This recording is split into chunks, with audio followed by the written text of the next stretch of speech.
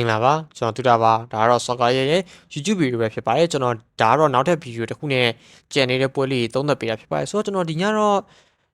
ဒီ series တို့လာလီကတော့တိတ်ပြီးတော့အကြိုက်မတွေ့ဘူးပေါ့လေ AC နဲ့ကိုမို့လဲကျွန်တော်ဘာမှတိတ်မကြိုက်ဘူး Levante နဲ့ Villarreal လဲကျွန်တော်အဲ့လောက်ကြီးကြိုက်တဲ့ထဲမပေါ့ဆိုတော့ကျွန်တော် Bruges နဲ့ AD ကိုပွဲဒီကိုသုံးသပ်ပေးပါမယ်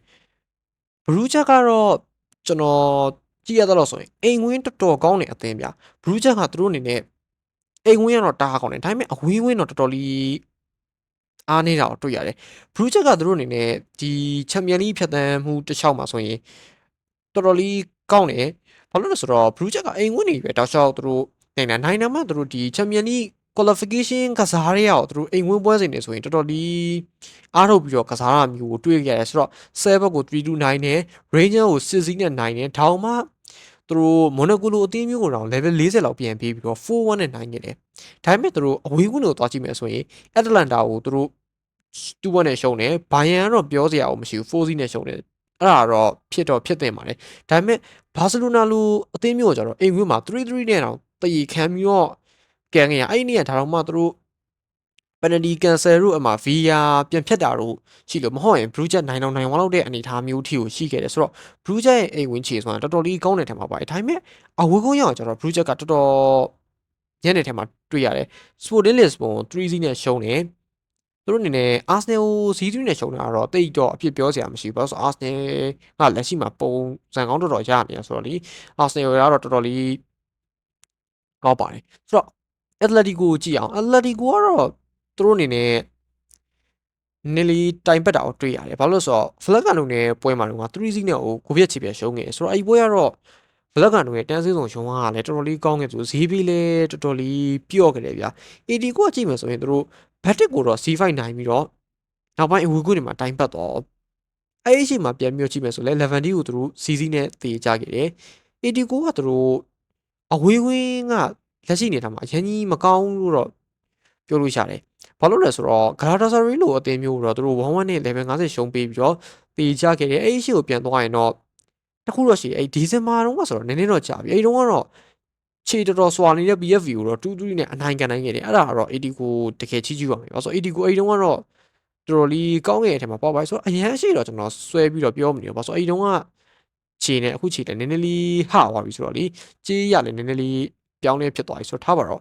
ဟတ်တူကိုသွားကြည့်မယ်ဆိုရင် Bruges အိမ်ကမှာသူတို့2ချိန်ကစားခဲ့ဦးတယ်2ချိန်လုံး Bruges ဘက်ကပဲတည်နေနိုင်ပြန်ပြီးတော့ရှာထားတယ်ထပ်ပြီးတော့ကြည့်မယ်ဆိုရင် Bruges ကသူတို့ကအိမ်ငွေးမဲအားကိုးလို့ရမယ်တဲ့မျိုးဒီညကစားမဲ့အသင်းနေတယ်မှာဗျာတော်တော်တေချာကြည့်လိုက်မယ်ဆိုရင်ကာရာဘက်ကလည်း Newcastle ကိုသူတို့အိမ်ကမှာရှုံးသွားတယ်ဘာမှသိပြဿနာမရှိဘူးဘာလို့ဆိုတော့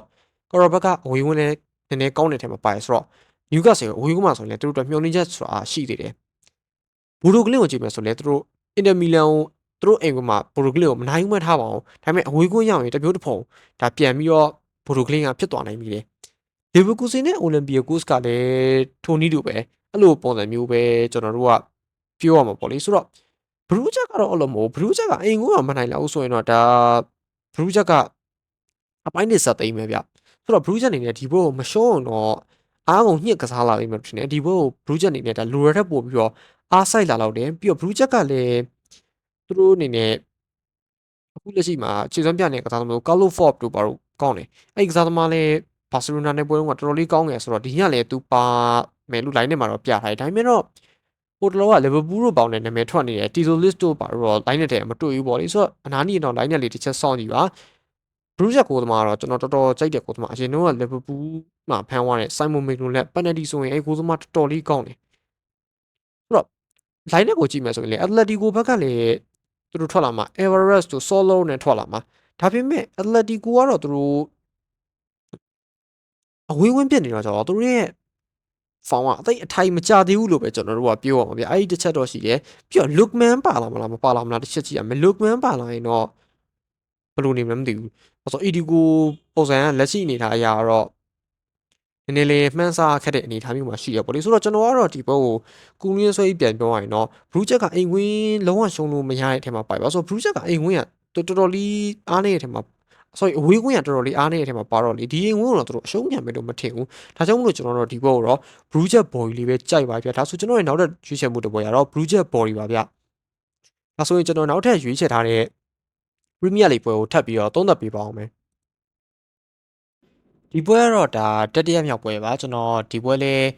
ကြိုက်နေတယ်ထပ်ပြီးတော့ရွေးပြလိုက်ပါတယ်ပုံမှန်ဆိုရင်တော့ကျွန်တော်ချန်ပီယံလိညတွေမှာဒီလိုမျိုးတခြားပွဲတွေတိတ်ပြီးတော့ရွေးလို့ရတာမရှိဘူးပေါ့လေဒါပေမဲ့လည်းကျွန်တော်ဒီပွဲလေးကြိုက်လာနဲ့ရွေးပြလိုက်ပါတယ်ဆိုတော့ဝူဗန်ဒန်နဲ့အာဆနယ်ပွဲပါပထမကြိုတော့ကတော့အာဆနယ်အိမ်ဝင်းမှာနှလုံး50ရှုံးပေးပြီးတော့2-1နဲ့ပဲပွဲပြေးခဲ့ပါတယ်အဲ့ဒီကလည်းဝူဗန်ဒန်ကတော့တကူအာဆနယ်ကိုပြန်ပြီးတော့ရခဲ့တဲ့အနေဒါဆိုတော့အဲ့တုန်းကကြည်နေတော့မယ်ဆိုတော့အိမ်ဝင်းဝင်းဈေးတရားရဆိုရင်အာဆနယ်ဒီနေ့ပြရမယ်စီဒီနှလုံး50ပေါင်မှာဒါကိုနှလုံး90ပေါင်ဆိုတော့ Wolf ကိုတန်းစင်းစုံရုံအားလေးနည်းနည်းလေးမျှော်နှင်းခြင်းတဲ့တစ်ချက်ရယ်ပြီးတော့ Arsenal အနေနဲ့ဒီအဝေးကွင်းရောက်သွားတဲ့အတွက်ဆိုတော့ဈေးကပုံမှန်နဲ့ဆိုင်တာ50လောက်တော့ရော့နေရပေါ့လေ Arsenal ကိုကြည့်မယ်ဆိုရင်တော့လက်ရှိမှာ26ပဲကစားပြီး58မှတ်နဲ့ဇယားထိပ်မှာဥဆောင်နေရယ် Man City ကတော့သူ့နောက်ကလိုက်ပြီးတော့ဖိအားပေးနေတယ်26ပဲကစားပြီး53ပဲဆိုတော့ဂျားထဲမှာအမှတ်ကတ်က4မှတ်စာပဲရှိတယ်ဆိုတော့ဒါတပွဲစာလောက်ပဲရှိတာဆိုတော့ Arsenal အနေနဲ့လည်းတော်တော်လေးသူတို့ပြာအောက်ကိုပြန်ပြီးတော့ရှောက်လာတဲ့အနေအထားမျိုးရှောက်လာပြီး Wolf ကတော့ဒီရာသီမှာတန်းကတော့ဆင်းပါပြီဘာလို့ဆိုတော့အဆင်း19ကဘန်လီတောင်မှ18မှတ်ဆိုတဲ့အချိန်မှာဝူဗန်နဲ့လက်ရှိမှာ10မှတ်တောင်မပြည့်သေးဘူး9မှတ်ဆိုတော့ Wolf ကတော့တန်းဆင်းပြီလို့ပဲဆိုပါတော့ဒါမှကျွန်တော်တို့ Arsenal အနေနဲ့ကဒီနေ့အရန်ကြီးတော့သူတို့ Wolf ကိုမလိုဘဲနဲ့တော့မညှစ်ထုတ်လောက်လာဘူးဘာလို့ဆိုတော့နောက်ပွဲမှာလည်းသူတို့ကစားရမယ်ပွဲရမြောက်လည်နေတဲ့ဒါဘီပွဲဆိုတော့ပြီးတော့ဒါကိုမှသူတို့အဝေးဝင်းကစားရမှာဒီတော့ Arsenal အနေနဲ့ဒီပွဲမှာလည်းတိတ်ပြီးတော့သူတို့ကစားသမားတွေ injury ရလို့မရဘူးလိုရတဲ့ပို့ပြီးတော့ပန်းလို့မရဘူးဘာလို့ဆို Arsenal ကသူတို့ဖလား၄လုံးလမ်းကြောင်းမှာသူတို့၃လုံးထိရတာလမ်းကြောင်းပေါ်မှာတော်တော်လေးတရတလို့တော့ဖြစ်နေပြီဘာလို့ဆိုသူတို့ final တက်ထားလဲရှိသေးတယ်ပြီးရင်သူတို့ FA Cup တွေပါကြံသေးတယ်အခု Premier League ကလည်းသူတို့ကျန်တဲ့ဒီ10ဝဲကြော်လောက်ကိုထပ်ပြီးတော့စားအောင်ပါဆို Arsenal တွေကလည်းတိတ်ပြီးတော့သူတို့ကစားသမားတွေပင်ပန်းလို့မရတဲ့အနေအထားမှာမိနစ်တုန်းကတော့ဟူပါနဲ့အိမ်မှာတစ်လုံး20ရှုံးပေးပြီးတော့ C1 နဲ့ပဲပွဲပြီးခဲ့တယ်အဲ့ဒီရှေ့တစ်နှစ်ကိုပြန်ကြည့်မယ်ဆိုတော့တစ်လုံး100ရှုံးစေးပေးပြီးတော့ C2 နဲ့ပဲပွဲပြီးခဲ့တယ်ဆိုတော့အဲ့ဒီရှေ့တစ်နှစ်မှာတော့ကျတော့ဟူပါန်တန်ကစရာအလဲပိုင်းလောက်မှာရှိနေတဲ့အချိန်မျိုးဆိုတော့သူတို့အနေနဲ့ဒီဈေးကလုံး100ရှုံးကဖြစ်တင်ပါတယ်လက်ရှိအနေထားကတော့နှလုံး90ပေါင်ကတော့ဟူပါန်တန်ဈေးဟောင်းအောင်ဆုံးလုံးရောက်နေတဲ့အနေအထားမျိုးမှာတော့ကျွန်တော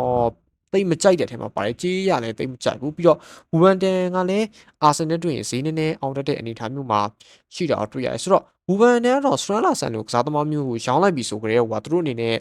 ဒီယာဒီကိုလုံးဝလက်လျှော့သွားပြီလို့ပြောလို့ရတယ်ဆိုတော့စထရန်လာဆန်နဲ့တို့စီမှာတော်တော်လေးအားကိုးရတဲ့ကစားသမားပါလက်ရှိအနေထားမှာတော့အရင်တုန်းကဒီဆော့တန်နယ်မှာကစားခဲ့တဲ့ Adam Armstrong နဲ့ပြန်ပြီးတော့အားဖြည့်ထားတယ်ဆိုတော့ဒါလည်းသူတို့လူမရှိတော့လို့ခေါ်လိုက်တဲ့သဘောလို့ပဲပြောရမှာ